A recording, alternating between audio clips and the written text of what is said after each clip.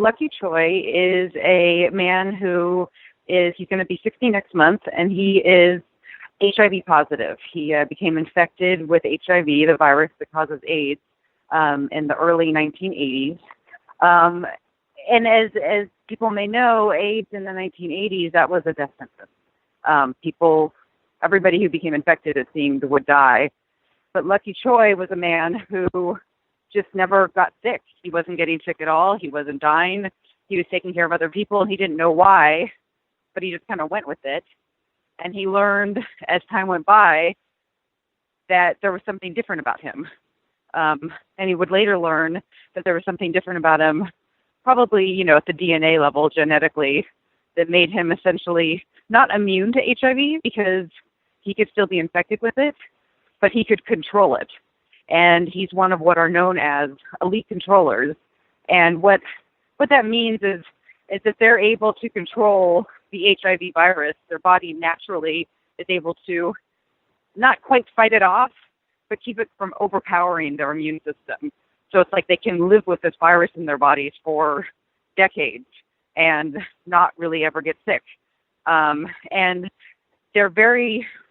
these people are very useful for science, because if we could understand how to harness that, if we could take their innate ability to control this virus and find out how that happens and find a way to make that happen in everybody, then that wouldn't cure HIV, but that would make it a lot more livable disease. It would certainly, prevent people from getting sick, prevent people from dying, prevent people from suffering, ill effects of medication. So it's just very important to understand what's going on with them, and like I said, potentially harness that for treatment for others. In terms of finding a way to do this, it's going to be a long time. There's some people that are making progress. I mean, it certainly is conceivable that it could be within 5 years. I think that's, like I said, I think that's certainly conceivable. It's probably more in the 10-year range, just because of the time it takes to make the discovery and then translate it into an actual treatment for people. But, HIV is interesting because we've made a huge amount of progress with it, but it's turned out to be a very finicky, a very tricky virus. It's how it operates in the body. It changes a lot. It mutates.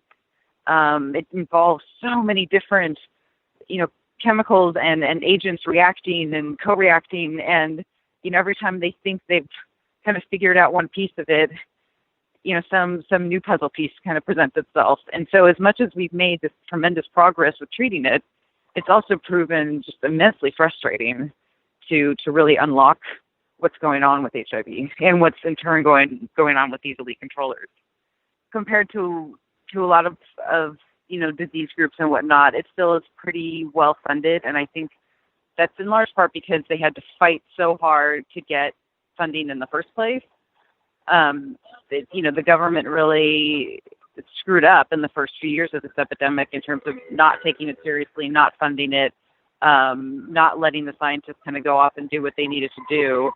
And once that mistake was resolved, they pumped a lot of money into it, and in the meantime, we've built up this pretty firm establishment, foundation of HIV research and clinical care, and that's definitely been shaken, but not nearly as much as some other disease groups. Sorry for this fire engine.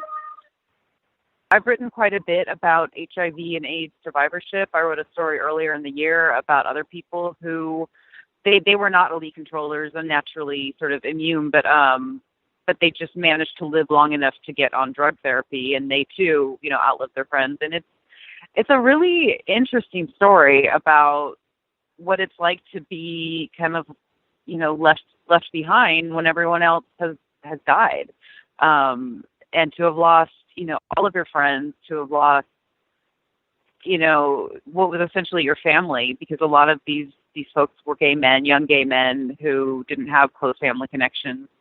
And they just lost everything. And they lost careers. They lost, a lot of times you're 25 and you're diagnosed with a fatal disease.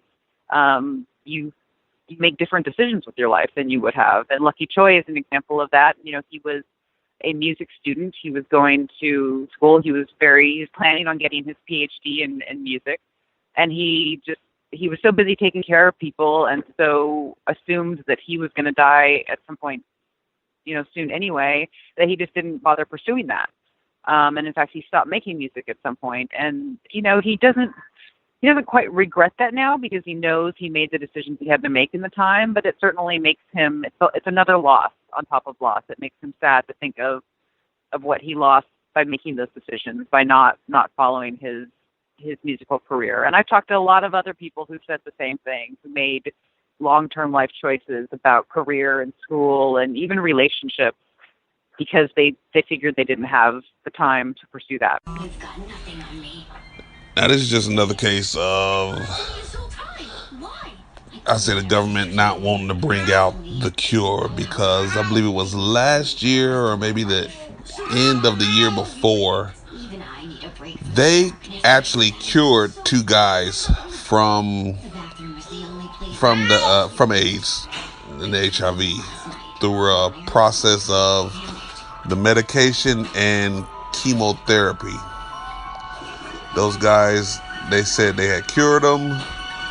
They showed no more signs of having the virus. Of course, they still had medication that they needed to take, but the virus itself was gone. Now, after that came out, there was no more said about it. It was pretty much erased from the media, and I guess you gotta just look on the internet to see if you can find it now. But nothing else was said about that, so it just begs to differ. You know, like they always say, there's no money to be made in the cure. The money is in the treatment, because as long as people still got it, they can still sell that medication. But if you cure it, you're not gonna make no money from it. You're not gonna make no money from it at all. So the cure is out there. The cure's been out there, but like I said, there's no money in the cure. The money is in the treatment. Wow, this is excuse me. This is very interesting, and it also hits very personally to me. I know someone who has this, and um, they're sort of in the same situation. Um, they've had it ever since they were born, and it's always been undetectable. Even though sometimes they went off of their medicine for months, and it's still good. Their body's still able to control it. So it's very interesting, and I never really knew much about these researches and um, the research and how far it's really come. But very interesting.